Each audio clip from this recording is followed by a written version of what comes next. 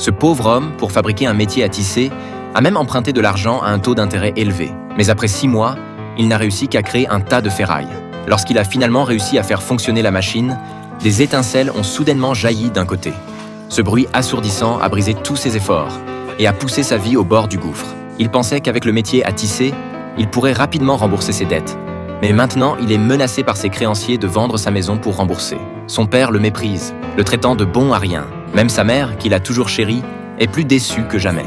Jack est complètement plongé dans le doute de soi, mais il est toujours déterminé à réparer la machine. Il a donc rassemblé son courage et a trouvé son créancier, évoquant son idée d'emprunter à nouveau. Mais il ne s'attendait pas à ce que l'autre partie propose une condition absurde. Le créancier a demandé à Jack de toucher ses pieds en le suppliant. Par fierté, Jack n'a pas obéi. Ce n'est qu'à l'aube qu'il est rentré auprès de sa femme, épuisé. Sa femme a pleuré toute la nuit, mais au lieu de le blâmer, elle a discrètement sorti ses bijoux de dot pour l'aider à rembourser la dette. « N'abandonne pas », lui a-t-elle dit. Le lendemain, ils ont dit au revoir à leurs parents pour déménager en ville.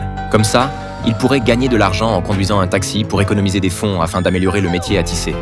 Mais comme il était trop honnête, il était souvent malmené par les passagers. Initialement, il avait accepté de ne prendre que 2 personnes.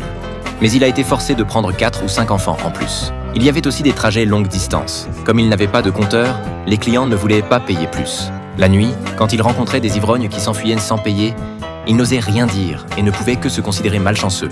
Comme il ne gagnait pas d'argent, il est allé de rue en rue pour vendre des fleurs. Mais même les passants ne pouvaient le supporter et lui ont dit que pour faire du commerce, il fallait crier fort. Du pain frais, du pain délicieux et savoureux. Tu as compris? Des fleurs, de jolies fleurs. Mais Jack ne pouvait pas mettre sa fierté de côté pour crier. Après une journée bien remplie, il n'a rien gagné. Alors il s'est reconverti en chauffeur de camion, ne faisant que collecter l'argent et livrer les marchandises chaque jour. Mais il a fini par avoir un accident à cause d'une surcharge. Non seulement il n'a pas gagné d'argent, mais il a dû payer une grosse somme en frais médicaux. Sa femme était restée éveillée toute la nuit pour s'occuper de lui. Quand Jack l'a appris, il lui a immédiatement dit de rentrer se reposer, le cœur brisé.